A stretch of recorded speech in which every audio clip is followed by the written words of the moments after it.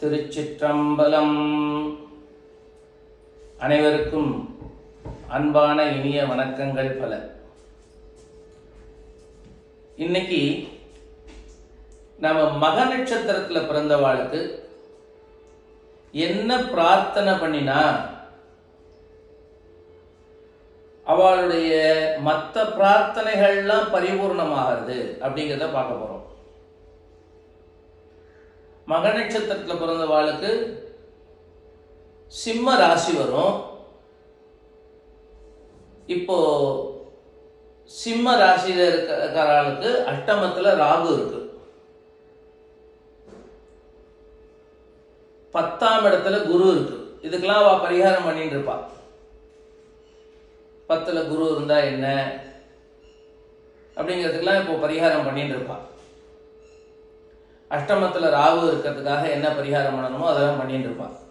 அது பரிபூர்ணமாகணும்னா என்ன பண்ணணும், அந்த பிரார்த்தனையானது முழுக்க பலிக்கணும்னா என்ன பண்ணணும்?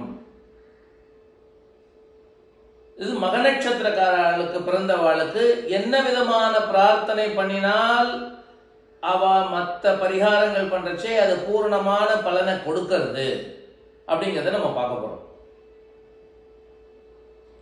மக நட்சத்திரத்தினுடைய தேவதை என்ன, மக நட்சத்திரத்தினுடைய தேவதை என்னன்னு வேதம் என்ன சொல்றது அப்படிங்கிறத நம்ம பார்க்க போறோம். உபகோதா பிதரோகே மகாசு மனோஜவச சுக்ருத சுக்ருத்யாஹ அப்படின்னு வேதம் சொல்றது. மக நட்சத்திரத்துக்கான தேவதை பித்ரு தேவதை. இந்த பித்ரு தேவதை அப்படிங்கிற விஷயத்துல மக நட்சத்திரத்துல பிறந்தவாளுக்கு ஒரு ஜாக்பாட் இருக்கும். மற்றவா மாரி அவ எந்த கோயிலுக்கும் போக வேண்டாம்,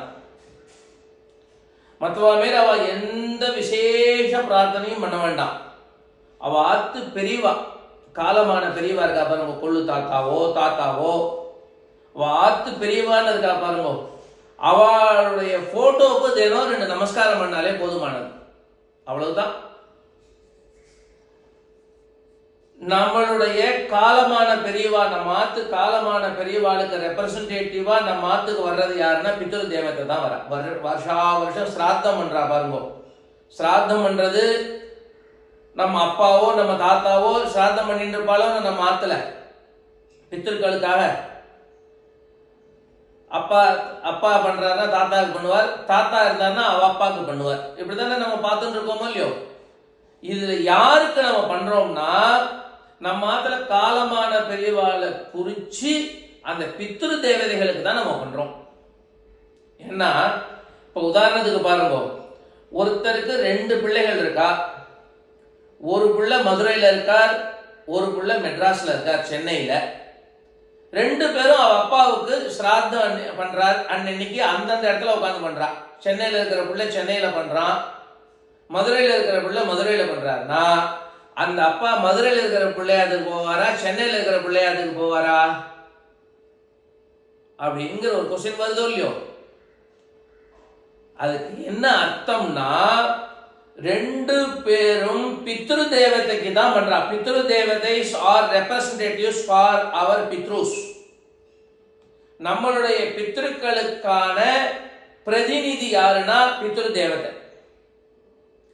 நாம சிராத்தம் பண்றச்சே அந்த பித்ரு தேவத்தை நம்ம தாத்தாவுக்கோ அப்பாவுக்கோ யாருக்கு நம்ம ஆத்து பெரியவா பண்ணிட்டு இருக்காளோ, யாரை குறிச்சு பண்ணிட்டு இருக்காளோ அதை ஸ்வீகாரம் பண்ணிக்கிறது யாருன்னா இந்த பித்ரு தேவத்தை தான் வாங்கிக்கிறான். இந்த பித்ரு தேவத்தை வாங்கி இன்னைக்கு நம்ம அப்பாவோ தாத்தாவோ கொள்ளு தாத்தாவோ யாரை குறிச்சு நம்ம பண்றோமோ அவ என்ன பிறவி எடுத்திருக்காளோ, யாராத்துல பிறந்திருக்காளோ அவளுக்கு தேவையானதா மாத்தி கொடுக்கிறா. அது பித்ரு தேவதையுடைய வேலை. நம்மாத்துல பிறந்ததுக்காக நாம சிராத்தம் பண்றோம். அது பித்ரு தேவதை வாங்கி வேற ஒரு ஆத்துல எங்கயோ பிறந்திருப்பா பாருங்க, ஒரு பக்கத்தாத்துலயோ எழுத்தாத்துலயோ நம்ம மாமா ஆத்துலயோ அத்தை ஆத்துலயோ நம்ம ஆத்து குழந்தைகள் ஆத்துலயோ திருப்பி பிறந்திருப்பா. 1 வருஷத்துக்குள்ள திருப்பி பிறந்துருவா. அப்படி பிறந்தவாளுக்கு என்ன இன்னைக்கு தேவையா இருக்கோ அதுவா மாத்தி கொடுக்குறான். பசுமாடா கூட பிறப்பா. சில சமயம் அவளுக்கு அன்னைக்கு பார்த்தா விசேஷமா தீவனம் வைப்பான் அந்த எஜமானன். அப்படின்னா யாரோ அன்னைக்கு சிராத்தம் பண்ணிட்டு இருக்கான்னு அர்த்தம். ஆடா பிறப்பா, ஒரு கட்டு புல்லு எக்ஸ்ட்ராவா போடுவான் அன்னைக்கு அந்த எஜமானன். அப்படின்னா யாரோ அந்த ஆடுக்கு முற்பிறவியா இருந்த மனுஷாளுக்கு யாரோ நீ சிராத்தம் பண்ணிட்டு இருக்கான்னு அர்த்தம். விசேஷமா அன்னைக்குன்னு பார்த்து 2 கடலை உண்டை வாங்கி கொடுப்பான், 2 பிஸ்கட் வாங்கி கொடுப்பான். திடீர்னு அவனுக்கு தோணும், இவ்வளவு நாள் தினம் புல்லு போட்டுருக்கோம் நம்ம மாட்டுக்கு பசுமாட்டுக்கு, இன்னைக்கு கடலை மிட்டாய் வாங்கி கொடுப்போம்னு புதுசா எக்ஸ்ட்ரா வாங்கி கொடுப்பான். அப்படின்னா என்ன அர்த்தம்னா அந்த பசுமாடுக்கு யாரோ சிராத்தம் பண்ணிட்டு இருக்கான்னு அர்த்தம். நாமளே போயிட்டே இருப்போம், திடீர்னு ஒருத்தர் பார்த்து ஒரு பெரிய கிஃப்டை கொடுப்பாரு, எதிர்பார்த்திருக்கவே மாட்டோம். அவர் கொடுப்பாரு, எதிர்பார்த்திருக்கவே மாட்டோம். ஒரு வஸ்திரம் வச்சு கொடுப்பார், ஒரு வேஷ்டி புடவை வச்சு கொடுப்பார். அப்படின்னா நமக்கு யாரோ சிராத்தம் பண்ணிட்டு இருக்கான்னு அர்த்தம். நம்ம யாருக்கோ அப்பாவாவோ அம்மாவாவோ அண்ணனாவோ யாராவோ பிறந்திருப்போமோ இல்லையோ போன ஜென்மாவில், அதுக்காக அவன் சிராத்தம் பண்றானோ இல்லையோ அதை மாத்தி இந்த தேவதையை கொடுக்குறான். இதுதான் பித்ரு தேவதை.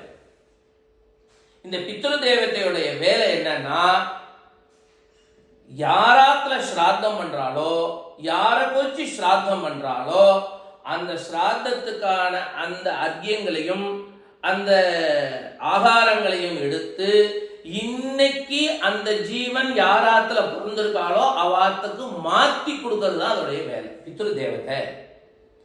அப்போ நாம பித்ரு தேவதைக்கு நாம நேரடியாக வழிபாடு பண்ண முடியாது. அப்ப பித்ரு தேவதை என்னைக்கு வரானா நம்ம பித்ருக்கள் மூலமா தான் வரா. நம்மளுடைய பித்ருக்கள் மூலமா தான் வரா. நம்ம கொள்ளு தாத்தா மூலமாவோ, நம்ம தாத்தா மூலமாவோ, நம்ம அப்பா மூலமாவோ, யாரெல்லாம் பித்ருக்களா மாறி இருக்காளோ அவாத்துல அந்தந்த ரூபத்துல பித்ருக்கள் தேவதை வரா, பித்ரு தேவதைகள் வரா. அப்போ பித்ரு தேவதைய பிரார்த்தனை பண்ணணும்னா ஆத்துல காலமான பெரியவாளுக்கு நமஸ்காரம் பண்ணினா போறோம், பித்ரு தேவதை சந்தோஷமாகறா. உபகூதா பிதரோ ஏ மகாசு மனோஜவத சுக்ருத சுக்ருத்யா, வேதம் சொல்றது. பித்ரு தேவதை மகா நட்சத்திரத்துல பிறந்தவாளை போல ஜாக்பாட் அடிக்கிறவாள் வேற எதுவுமே கிடையாது. அவளுக்கு பிரத்யேக ஸ்லோகம் வேண்டாம், பிரத்யேகமா எந்த விதமான பிரார்த்தனா வழிபாடும் வேண்டாம். ஒன்னே ஒண்ணு பண்ணினா போறோம், காலையில எழுந்து ஸ்நானம் பண்ணின பிறகு பித்ருக்கள் படம் இருந்ததுன்னா, கொள்ளு தாத்தா படமோ தாத்தா படமோ அப்பா படமோ, அவ யாராத்துல பெரியவாள்லாம் காலமாயிருக்காளோ அவ படத்தை வச்சு ஒரு நமஸ்காரம், ஒரு பிரார்த்தனை. தாத்தானா தாத்தாவை குறிச்சு பிரார்த்தனை, அப்பானா அப்பாவை குறிச்சு பிரார்த்தனை, கொள்ளு தாத்தானா கொள்ளு தாத்தாவை குறிச்சு பிரார்த்தனை. நான் சௌக்கியமா இருக்கணும், அதுக்கு உங்க ஆசீர்வாதம் வேணும், இவ்வளவுதான் பிரார்த்தனை. தேவ பிதர்காரியாப்யாம் ந பிரமதிதவ்யம், வேதம் சொல்றது. தேவ காரியத்தையோ பிதர்காரியத்தையோ நம்ம மறக்கப்படாது. அதுல மக நட்சத்திரத்துல பிறந்தோ மறக்கவே படாது. இது ஒரு விதமான வழிபாடு. மகா நட்சத்திரத்துல பிறந்தவாளுக்கு பித்ருக்களை பிரார்த்தனை பண்றது, ஆத்து பெரியவாளை நமஸ்காரம் பண்றது, காலமான பெரியவா படத்துக்கு நமஸ்காரம் பண்றது, காலமான பெரியவாளை நினைச்சு நமஸ்காரம் பண்றது. படம் இல்ல, எங்க கொள்ளு தாத்தாவுக்கு எங்க தாத்தா இன்னைக்கு சிராத்தம் பண்ணிட்டு இருக்கார், அவர் படம்லாம் எங்க கிட்ட இல்லைன்னா கொள்ளு தாத்தாவை நினைச்சு ஒரு நமஸ்காரம், தாத்தாவை நினைச்சு ஒரு நமஸ்காரம். தாத்தாவுக்கு அப்பா பண்ணிட்டு இருக்கார், ஆனா தாத்தா போட்டோ இல்ல அப்படின்னா கவலைப்பட வேணாம், தாத்தாவை நினைச்சு ஒரு நமஸ்காரம். ஆத்மாவை புத்திர நாமோசி அப்படின்னு தாத்தாவை நினைச்சு அப்பாவுக்கு நமஸ்காரம் பண்ணலாம், கொள்ளு தாத்தாவை நினைச்சு தாத்தாவுக்கு நமஸ்காரம் பண்ணலாம். அதனால அப்பாவுக்கு பண்றோமே தாத்தாவை நினைச்சுன்னா தாத்தாவை நினைச்சு அப்பாவுக்கு பண்றதுனால தாத்தா உள்ள இருந்து ஆசீர்வாதம் பண்ற அப்படின்னு வேதம் சொல்றது. ஆத்மாவை புத்திர நாமோசி. அப்ப பித்ருக்களுக்கு விசேஷ நமஸ்காரம் பண்றதுதான் மகா நட்சத்திரத்தில் பிறந்தவளுடைய முதல் கடமை. இது ஒரு விதமான பரிகாரம். இத பண்ணிட்டு குலதெய்வத்துக்கு போகும்போது குலதெய்வம் அனுகிரகம் சீக்கிரம் பண்ணிடும். இந்த பித்ருக்களுக்கு நமஸ்காரத்தை பண்ணிட்டு இஷ்ட தேவதைக்கு போங்க, இஷ்ட தேவதையினுடைய ஆசீர்வாதம் உடனே கிடைச்சிடும். இந்த பித்ரு தேவதைக்கு நமஸ்காரத்தை பண்ணிட்டு நீங்க ராகு பரிகாரம் பண்ணுங்க, உடனே கிடைச்சிடும். ஏன்னா ராகு அட்டமத்தில் இருக்கார். இந்த பித்ரு தேவதையை நினைச்சு நீங்க குருவுக்கு பிரார்த்தனை பண்ணுங்க. குரு இப்ப 10ல் இருக்கார். இந்த பித்ரு தேவதை நினைச்சு குருவுக்கு பரிகாரம் பண்ணி பாருங்க. இந்த பித்ரு தேவதைக்கு நமஸ்காரத்தை பண்ணி பாருங்க, உடனே பலிக்கும். அப்ப பித்ரு தேவத்தையே முதல்ல பிரார்த்தனை பண்ணணும். அது மக நட்சத்திரக்காரர்களுக்கு கடமை. மற்றவாளுக்கெல்லாம் பிரார்த்தனை, மக நட்சத்திரத்துல பிறந்தவாளுக்கு கடமை. இன்னொரு விதமான பரிகாரம், பித்ரு தேவதைகளை பிரார்த்தனை பண்றதுக்குன்னு சில இடங்கள் இருக்கு பாருங்க. அங்க போய் நம்ம பிரார்த்தனை பண்ணோம்னா பித்ரு தேவதை அங்க நித்தியம் பித்ரு தேவதை வருது. ஏன்னா ஆத்துல சிராத்தம் பண்றதுக்கு வருஷத்துக்கு ஒரு நாள் தான் பண்றோம். ஆப்திகம் வருஷாப்திகம்னு பண்றோம். ஆனா ஒரு சில இடங்கள் இருக்கு, அந்த இடங்கள்ல 365 நாள்ல எப்ப வேணாலும் சிராத்தம் பண்ணலாம். அப்படியான சில இடங்கள் இருக்கு. உதாரணத்துக்கு காசி, உதாரணத்துக்கு கயா, உதாரணத்துக்கு பிரயாக்ராஜ், திரிவேணி சங்கமங்கிற பிரயாக்ராஜ், உதாரணத்துக்கு ராமேஸ்வரம், உதாரணத்துக்கு திருப்புல்லானி. இதெல்லாம் 365 நாள் பித்ருக்களுக்கு நம்ம சிராத்தம் பண்ணலாம் அப்படிங்கக்கூடிய இடங்கள். அங்க பித்ரு தேவதை நித்தியம் இருக்கா, 365 நாள் இருக்கா. நம்ம நாட்டுக்கு வருஷத்துக்கு ஒரு தடவை தான் வரா, சிராத்தம் பண்றப்பதான் வரா. ஆனா இந்த மாதிரி இடங்கள்ல 365 நாள் அனஸ்யூதமா இருக்கா. நதிகளை பார்க்கும் போதெல்லாம் சிராத்தம் பண்ணணும் இருக்கு. நதிக்கரையில பித்ரு தேவதை இருக்கா. திருப்புல்லானில விசேஷமா இருக்காரு. ஏன்னா ராமர் தசரதனுக்கு பித்ரு காரியம் பண்ண இடம். ராமேஸ்வரத்துல விசேஷமா பித்ரு தேவதைகள் இருக்கா. திருப்புல்லானில விசேஷமா பித்ரு தேவதை இருக்கா. கயாவுல விசேஷமா பித்ரு தேவதை இருக்கா. காசியில விசேஷமா பித்ரு தேவதைகள் இருக்கா. திரிவேணி சங்கமத்துல விசேஷமா பித்ரு தேவதைகள் இருக்கா. இங்க ஏதாவது ஒரு இடத்துக்கு போயிட்டு வரலாம். தமிழ்நாட்டில் இருக்கிறவா ராமேஸ்வரமோ திருப்புல்லானியோ போயிட்டு வரலாம். நான் 2 இடம் சொல்லியிருக்கேன். இது போல நிறைய இடம். கேரளாவில் வர்க்கலா, ஜனார்தன பிரியதாம் அப்படின்னு கடைசி அர்க்கியம் கொடுப்பா சிராத்தம் பண்றச்சு. அந்த வர்க்கலால தான் அந்த ஜனார்தன சுவாமி இருக்கார். நெம்மேலின்னு ஒரு ஊர் இருக்கு, திருக்கழுக்குன்றத்துக்கு பக்கத்தாப்புல. ஸ்ராத்த சம்ரக்ஷண பெருமாள்னு பேர். சுவாமி பேரே ஸ்ராத்த சம்ரக்ஷண பெருமாள். நாம கொடுக்கறது, நாம சிராத்தம் பண்றோமோ இல்லையோ, நமக்காக சுவாமி பண்றாரா. அந்த மாதிரி ஒரு கஷேத்திரம் இருக்கு நம்ம தமிழ்நாட்டுல. திருக்கழுக்குன்றத்துக்கு பக்கத்தால நெம்மேலின்னு பேர் அந்த ஊர் பேர். சுவாமி பேரு ஸ்ராத்த சம்ரக்ஷண பெருமாள். தரிசனம் பண்ணிட்டு வரலாம். மகா நட்சத்திரத்துல பிறந்தவா. ஏன்னா அங்க பித்ரு தேவதைகளுக்கு ரெப்ரசன்டேட்டிவா பெருமாளே இருக்கார். ஒரு தடவை போயிட்டு வரலாம் மகா நட்சத்திரம் பிறந்தவா. ஒரு தடவை திருப்புல்லானி போயிட்டு வரலாம் வருஷத்துக்கு ஒரு தடவை. ஒரு தடவை வருஷத்துக்கு ஒரு தடவை ராமேஸ்வரம் போயிட்டு வரலாம். முடிஞ்சா வருஷத்துக்கு ஒரு தடவை காசி போயிட்டு வரலாம்.